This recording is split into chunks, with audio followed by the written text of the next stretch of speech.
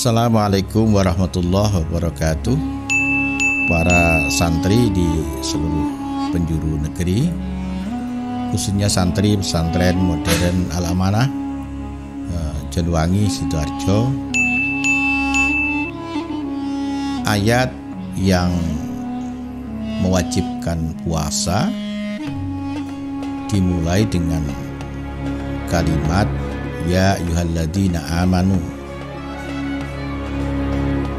Dalam ilmu tafsir, ayat yang dimulai dengan kalimat ya ayyuhalladzina amanu adalah ayat-ayat Madaniyah, ayat yang diturunkan setelah Nabi hijrah. Yang kedua, ayat yang dimulai dengan ya ayyuhalladzina amanu adalah panggilan kehormatan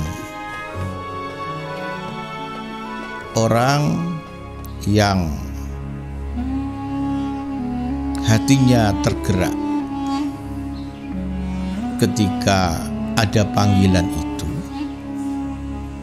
tumbuh kesadaran untuk memperhatikan dan mengamalkan apa yang tertulis setelah panggilan itu, maka orang itu memiliki sejumlah kualitas, yaitu orang itu sudah bisa sholat dengan khusyuk, orang itu sudah bisa meninggalkan sesuatu yang tidak berguna, orang itu sudah bisa membayar zakat dengan kesungguhan dan ketulusan, orang itu sudah bisa menjaga kehormatannya, orang itu sudah bisa menjaga dan mengemban amanat, orang itu sudah bisa menjaga sholatnya, waktu-waktu dan segala rukun dan sunnahnya.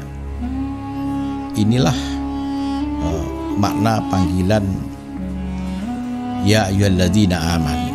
Semoga para santri bisa memiliki kualitas seperti itu, sehingga puasa benar-benar menjadi sebuah ibadah yang kita persembahkan sempurna kepada Allah Subhanahu wa Ta'ala.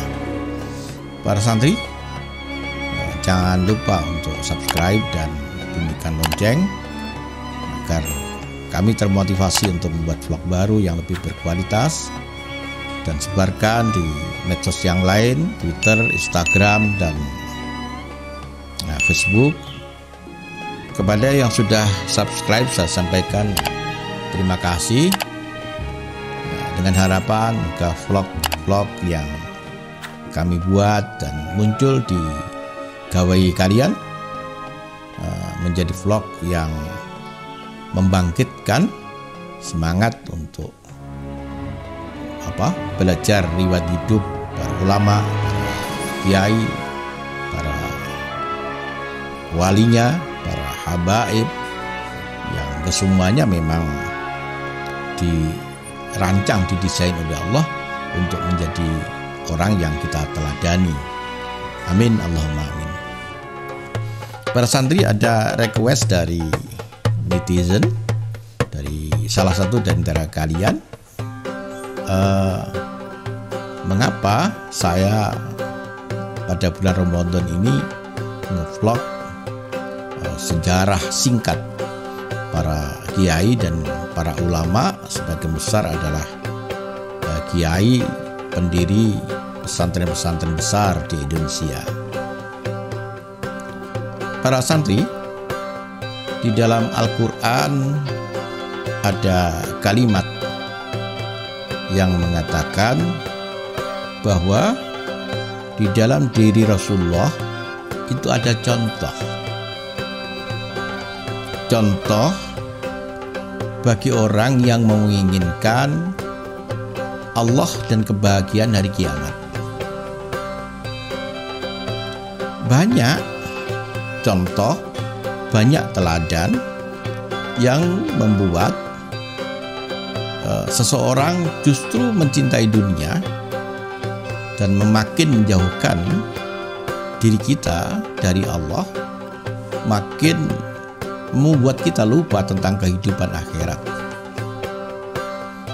Ketika Rasulullah sudah tidak ada, maka kita berpijak kepada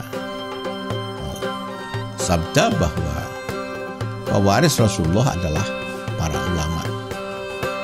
Itulah sebabnya kenapa kita bercerita tentang para ulama, para kiai, para wali, dengan harapan kita bisa meneladani dengan membaca, mengambil iktibar perjalanan hidup beliau.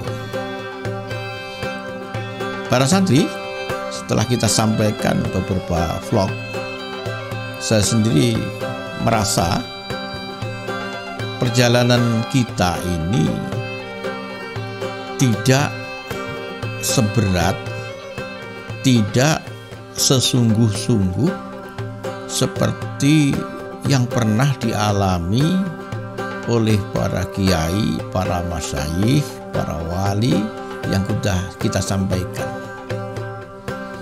Bagaimana mereka menyiapkan masa depannya bukan oleh kecerdasan akalnya semata, tapi lebih banyak ditentukan oleh sempurnanya keyakinan. Karena itu mereka rata-rata melakukan riyadhah, melakukan tirakat, melakukan mujahadah, melakukan tazkiyatun nafsi untuk menyempurnakan keyakinan. Ada yang puasa, ada yang selalu berjaga malam, ada yang ngerowot, ada yang membatasi makan,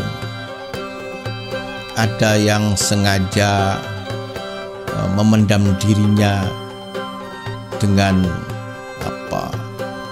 kehinaan, dan banyak contoh yang lain yang kita barangkali berat untuk bisa melakukan hal yang sama. Yang kedua, mereka itu sangat mencintai ilmu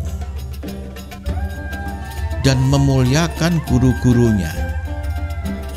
Ada di antara para beliau itu yang sampai usia 50 belum nikah, masih terus mendalami ilmu berpuluh tahun karena cintanya terhadap ilmu.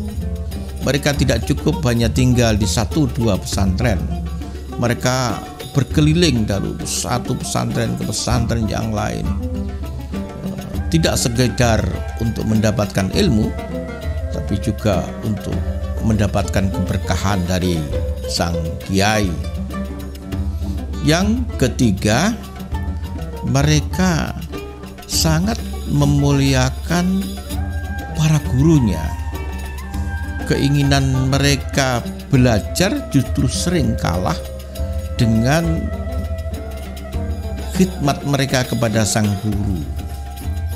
Ada di antara para syekh yang sudah kita sampaikan itu, mereka harus mengambil air untuk kebutuhan teman-temannya dengan jarak 2,5 kilometer dan harus dipikul sendiri selama bertahun-tahun.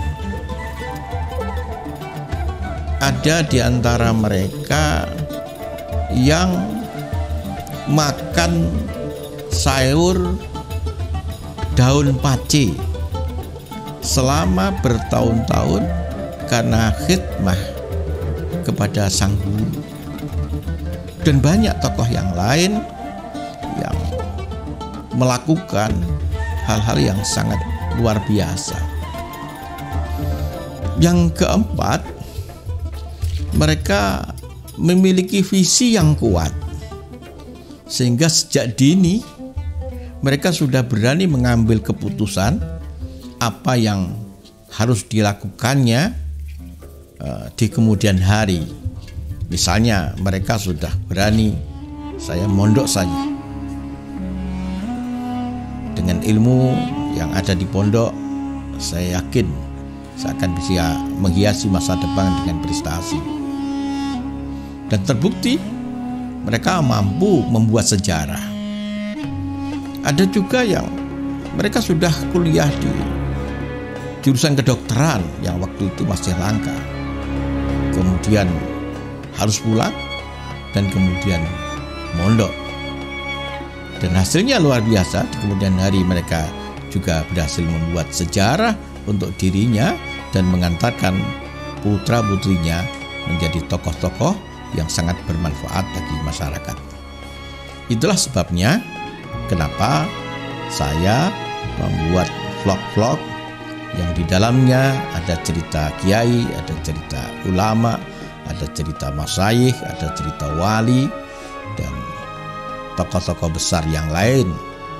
Nah, semoga dengan vlog-vlog itu para santri dimanapun kalian berada termotivasi, tergugah semangatnya untuk lebih dalam membaca sirah orang-orang mulia itu.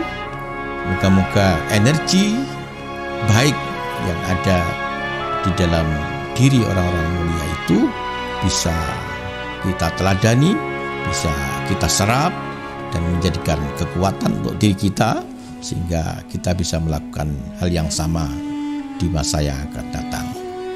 Itu akhiran. Assalamualaikum warahmatullahi wabarakatuh.